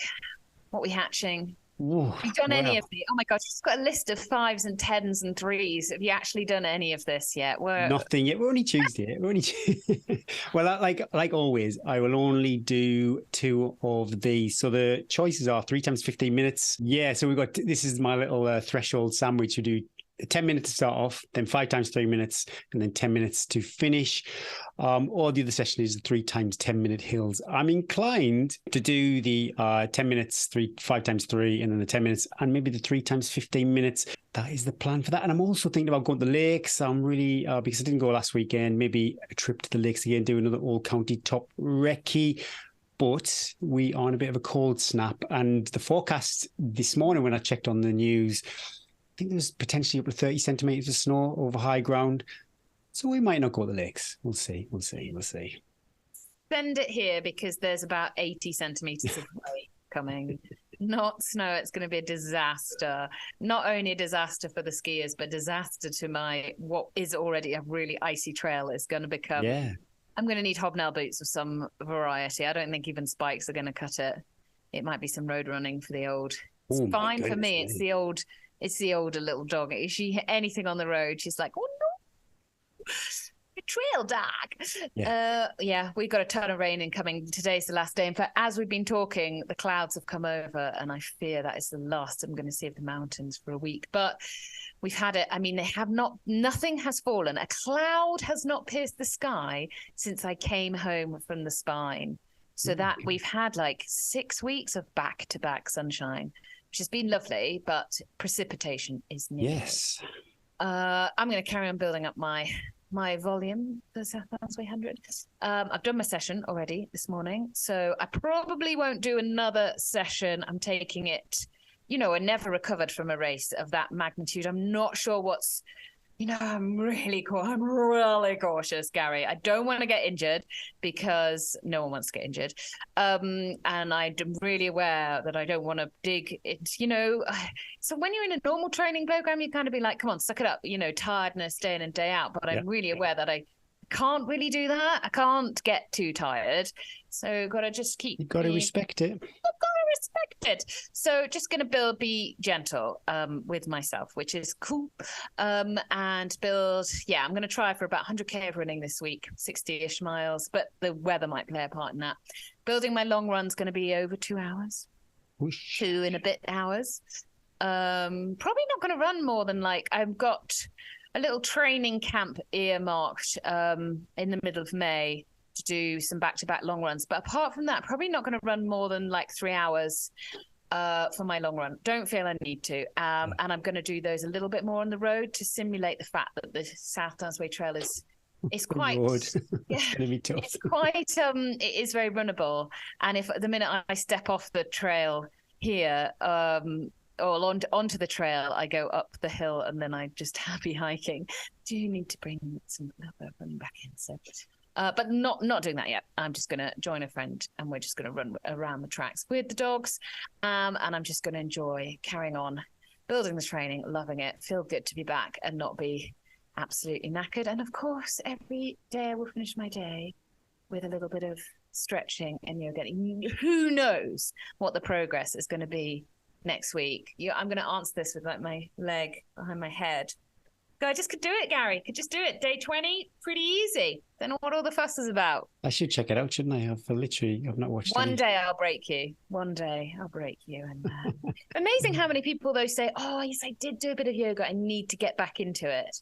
So it's definitely been finding its way onto my clients' plans again, who have done it before and sort of stopped. And I've been like, come on, let's do this together, guys. I think it's good to see. I think our listeners, to see your steady movement back into training. I think it's good you're not rushing it. It's very good advice for people to witness because we've even seen some people who did quite well in the spine racing prolifically after the race, and I'm thinking, my goodness me, how the hell have these people mentally maybe recovered more than physically just to get to go again? But yeah, it's great to see that you are respecting it and enjoying this phase too.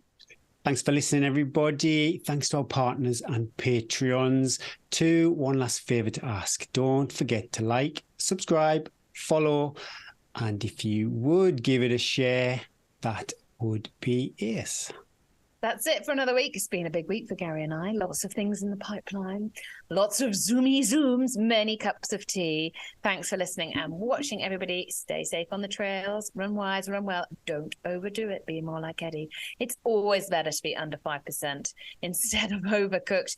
Make sure you refuel with lots of teas. Whatever beverage takes your fancy. Just, I'm not interested in it. Lemonade. See, no judgy. No judgy here. My name is Edwina Sutton. And I'm Gary Thwaites. Episode 13 of Tea and Trails.